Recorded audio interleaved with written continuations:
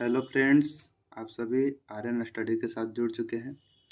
आज के लेक्चर में हम लोग डिस्कस करने वाले हैं किसी भी नॉन मेटल के केस में उस पर कितना वैलेंसी होगा और उस एलिमेंट पर कितना चार्ज होगा और जो वैलेंस इलेक्ट्रॉन होगा वो क्या होगा, इन सब की केसेस में डिस्कस करने वाले हैं।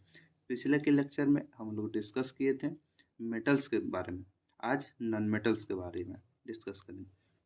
तो सबसे पहले नॉन मेटल्स के बारे में जानते हैं।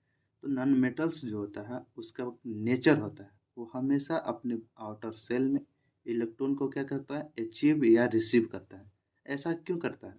ऐसा इसलिए करता है ताकि उसका जो आउटर सेल हो, बाहरी कक्ष हो, उसमें इलेक्ट्रॉन की संख्या 2 और 8 के बराबर। ऐसा क्यों? आखिर मेटल भी बाहरी कक्षा में इलेक्ट्रॉन की संख्या 2 और 8 क्यों करना चाहता था?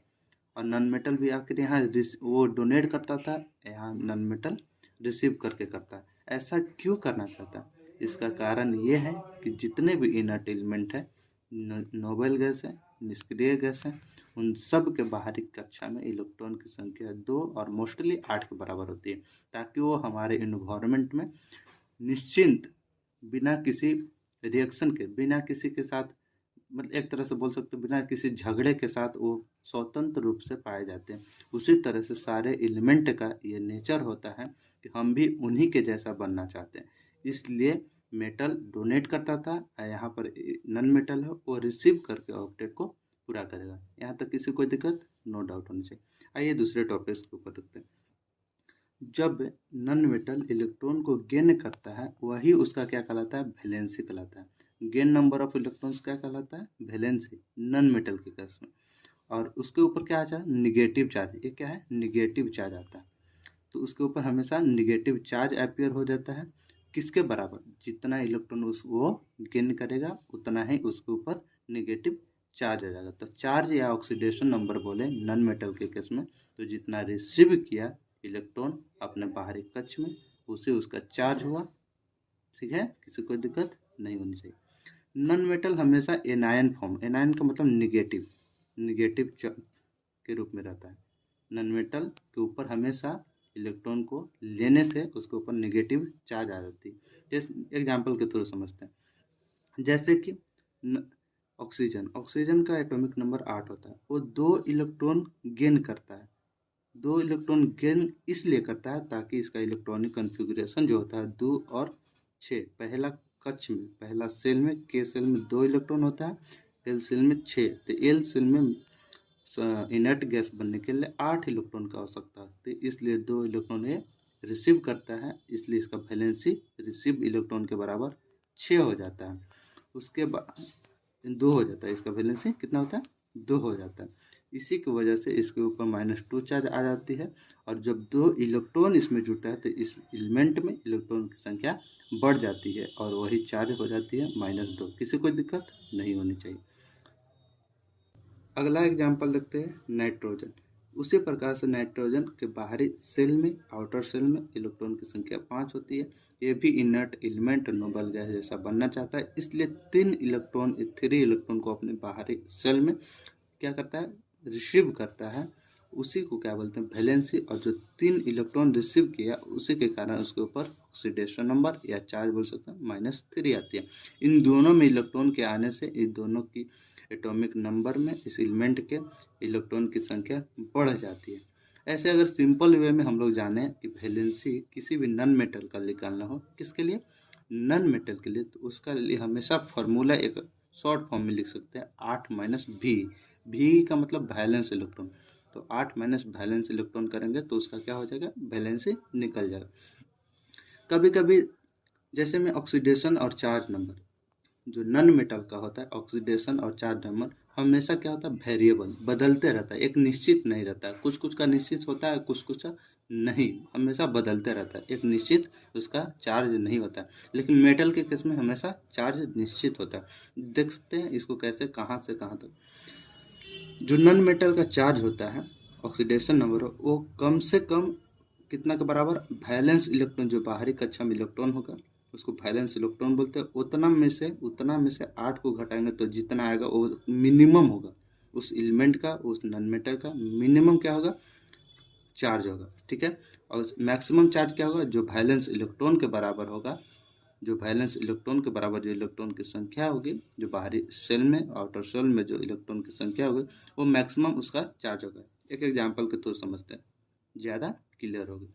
जैसे हम कार्बन, कार्बन सॉलिड है इसलिए ए से रिप्रेजेंट किए, किसी को दिक्कत नहीं होगी। कार्बन कितना पाए, 6 पे। इसका इलेक्ट्रॉनिक कन्फिग्रेशन हम लोग लिखते हैं तो 2 और कितना 4, के सेल में 2, एल सेल में 4। तो इसमें इलेक्ट्रॉन की संख्या कितना चाहिए, 8 ना, ऑक्टेट पूर्ण के लिए। तो 8 लेगा तो उसके ऊपर कितना चार्ज आएगा, -4। तो मिनिमम तो माइनस होगा, जो बोले कि वैलेंस इलेक्ट्रॉन -8, तो वैलेंस इलेक्ट्रॉन क्या हुआ, 4 इसका लास्ट में था, और -4 -8 कितना हुआ, -4 के बराबर। मतलब कम से कम -4 इसका हो सकता है। अधिकतम कितना हो सकता है, अधिकतम वैलेंस इलेक्ट्रॉन के बराबर। तो वैलेंस इलेक्ट्रॉन यहाँ बताया कि 4 होता है इसका बाहरी सेल में, आउटर सेल में, तो 4 के बराबर। इसका मतलब कार्बन का चार्ज ऑक्सीडेशन नंबर जो होगा -4 से +4 के बीच में कोई भी आ सकता है। जैसे हम यहाँ लिख सकते हैं -4, -3, -2, -1, 0, 1, 2, 3, 4। किसी को दिक्कत नहीं होनी चाहिए। एग्जाम्पल देखते हैं इसी का कि कब कब इसके ऊपर कौन से चार्ज अप्लाई होते हैं। जैसे CO2 कार्बन डाइऑक्साइड, ऑक्सीजन पर हम लोग जानते हैं कि -2 चार्ज होता है, तो 2 ऑक्सीजन है तो -2 × 2 मतलब -4। तो हम लोग जानते हैं कि किसी भी मॉलिक्यूल, किसी भी कंपाउंड के ऊपर जो चार्ज की संख्या होती है वो कितना सम होती है, 0 के बराबर। तो 0 करने के लिए इस पर कार्बन +4 आएगा, ठीक है। -4 और +4 होकर 0 होगा ना, इसलिए इसके ऊपर +4 चार्ज। जैसे हम CO कार्बन मोनोऑक्साइड, ऑक्सीजन के ऊपर -2 चार्ज होती है, ये तो कन्फर्म है, ये बदला नहीं सकता। तो इसके 3 केसेस में बदलते, इसका भी अभी लेक्चर हम डालेंगे, अभी वेट कीजिए। लेकिन यहाँ पर मोस्टली इसका ऊपर हमेशा -2 चार्ज होती है, ठीक है। तो इस केसेस में कार्बन के ऊपर +2, क्योंकि दोनों का सम 0 के बराबर होना चाहिए, ये कंपाउंड का नेचर है, ठीक है। जिसमें CO2, तो ऑक्सीजन 3 गो तो -3, -2 × 3 -6, इसलिए +6। हम बोले कि -4 से +4 के बीच में कोई भी इलेक्ट्रॉन इसको हो सकता है। तो देखते हैं थर्ड एग्जाम्पल की ओर, ठीक है। जैसे में CO3, तो CO3 ऑक्सीजन के ऊपर -2 चार्ज एक ऑक्सीजन का होता है, तो 3 ऑक्सीजन, तो 3 से गुना किया तो -6। तो किसी कंपाउंड के ऊपर चार्ज कितना के बराबर, 0, तो इसके ऊपर मतलब +6, इसका मतलब 0 होता है। लेकिन इस केसेस में कंपाउंड संभव नहीं होता है। क्यों नहीं होता है, क्योंकि CO3 हमेशा -2 रेडिकल के रूप में आता है। वो भी हम आप लोग के बीच एक टॉपिक बना के डालेंगे, एक लेक्चर डालेंगे, सो टेंशन नहीं लेनी। आगे देखते हैं CH4, क्योंकि हम यहाँ पर बताया कि -4 से +4 के बीच में ही कार्बन का चार्ज होता है, तो ये रेडिकल के केस में आती है, इसलिए +6 इसके ऊपर चार्ज आती है, कोई दिक्कत नहीं होनी चाहिए। जैसे हम CH4, उसी तरह से हाइड्रोजन के ऊपर हमेशा +1 चार्ज होता है, -1 भी होता है, किस केसेस में वो भी बताएंगे, इसका भी केसेस है बताएंगे। तो यहाँ पर +1 जब हाइड्रोजन किसी नॉन मेटल के साथ जुड़ता है तो +1 चार्ज आता है, और किसी धातु के साथ, किसी मेटल के साथ जुड़ता है तो उसके ऊपर माइनस चार्ज होती है। तो इस यहाँ पर क्या है, कार्बन नॉन मेटल है, इसलिए इसके ऊपर +1 चार्ज हो गया और इसके ऊपर -4 कैंसिल करने के लिए, ठीक है। उसी तरह H2CO4 के लिए यहाँ पर देखिए, हाइड्रोजन सारे के सारे नॉन मेटल के साथ, इसका मतलब हाइड्रोजन के ऊपर +1 चार्ज होगी, क्या होगी, +1, +1 × 2 मतलब +2। हम ऑक्सीजन के ऊपर -2 हमेशा चार्ज होती है, तो -2 × 4 -8।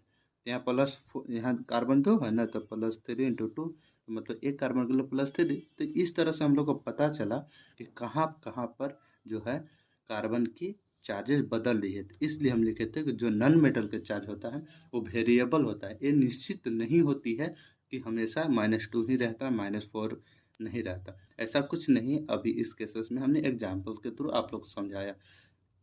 और आप सब लोग से अनुरोध है, अगर हमारे चैनल पर नए नए हैं तो कृपया चैनल को लाइक, सब्सक्राइब, शेयर करें, ताकि मेरा भी मोटिवेशन बढ़ते रहे और आप सबों के बीच ऐसे ऐसे बढ़िया बढ़िया टॉपिक्स आप सबके JEE नीट के लिए जो इम्पोर्टेंट टॉपिक है उन सब को कवर कराने की कोशिश करेंगे।